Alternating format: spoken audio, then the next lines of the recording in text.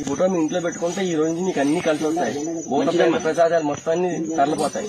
ఎవరైనా అడారి మతాలు వేరే మతాల్లో వచ్చి మా దేవుడే దేవుడు, వీళ్ళందరూ దేవుడు కాదు, రాళ్ళు రప్పలని ఎవరిని అన్నారనుకోండి చెత్త కొట్టండి. తమ్ముడు మీకు చెప్పాను కదా, అడ్డ చెక్క నిలువు చెక్క బ్యాచ్కి వెళ్ళారనుకో, చర్చికి వెళ్ళారనుకో, మానసిక వికలాంగులు అయిపోతారు. మోగాలు వచ్చేస్తున్నాయి.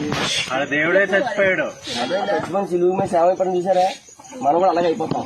అది బాగుంది. దేవుడు మనిషిని విధంగా చేశారయ్యా అంటే తన పోలిక చొప్పున, తన స్వభావంతో, తన గుణముతో, తన మహిమతో చేసి ఉన్నాడు. అయితే ఆ మానవుడు తన ఇష్టాలకు, తన ఆలోచనలకు పోయి దేవుని యొక్క స్వరూపంలో నుండి, దేవుని పోలికల నుండి పాపంలో పడిపోయి వివిధ రకాల శ్రమల గుండా, వ్యాధుల గుండా, రోగాల గుండా, శాపాల గుండా వెళుతూ తన జీవితాన్ని ఇంకా ప్రాయశ్చిత్తం చేసుకోకుండా, ఆ పాపాలకు, అపరాధాలకు విడుదల పొందకుండా ఆ విధంగానే చనిపోతా ఉన్నాడు.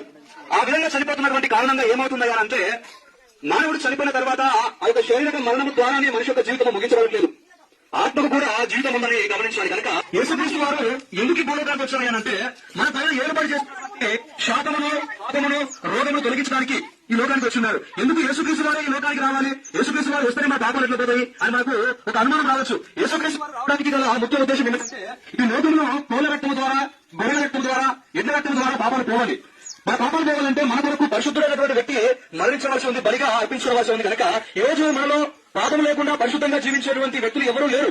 వాళ్ళు పరిశుద్ధుడిగా ఆ యొక్క స్వర్గంలో నుండి ఏ లోకంలో జన్మించి 33 సంవత్సరాలు ఈ భూలోకంలో బ్రతికి ఏ పాపం గాని, అపరాధం గాని చేయకుండా పరిశుద్ధుడిగా మన పాపాల నిమిత్తము, మన శాపాల నిమిత్తము తను గాయపరచబడ్డాడు, కొట్టబడ్డాడు, అవమానించబడ్డాడు, సిలువకు కొట్టబడి మనకు రావాల్సినటువంటి శిక్షను, మనకు రావాల్సినటువంటి మరణమును తాను భరించి చనిపోయి, మనం చనిపోవాల్సింది మారుగా ఆ యేసయ్య చనిపోయి మనకు విడుదల అనుగ్రహించి మర్యాద